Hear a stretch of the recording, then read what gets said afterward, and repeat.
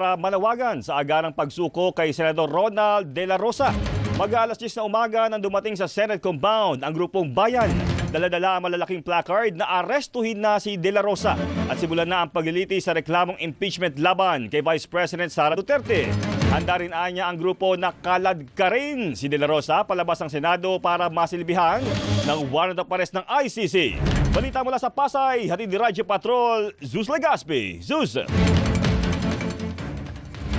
Jeff, sinabi ni Bagong Alyansa Makabayan Chairperson Teddy Casino na kung hindi maisisilbi na DILG at pulisya ang mandato di aresto laban kay Senator Ronald De La Rosa mula ICC, ang taong bayan na ang mismong aaresto sa kanya. Handaan niya silang pumasok sa Senate building at kaladkarin palabas ang mambabatas para mapanagot sa umano'y crimes against humanity kaugnay ng extrajudicial killings ng Administrasyong Duterte.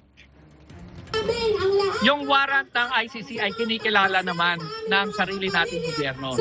Hindi kailangan galing sa local court.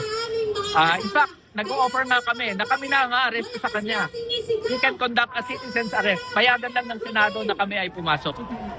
So walang hindi justified, walang basis yung demand ni Bato de la Rosa na dapat local court.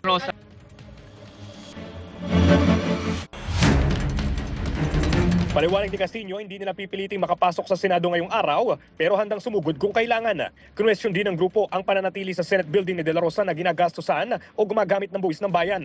Samantala, pinalibutan ng mga pulis na may dalang riot shields ang JW Jokno Boulevard na mismong tapat ng Senate compound. Bunsod nito, halos hindi na makadaan ang mga sasakyan sa naturang kalsada. Pasado alas 11 kanina nang mag-disperse ang mga miyembro ng grupong bayan at ayon naman sa NCRPO ay naging pangkalahatang mapayapa ang protesta. Yan ang balitang kumpirmado, sigurado. Ito ang Radyo Patrol, Zeus Legaspi, TZMM. Thank you, Zeus Legaspi.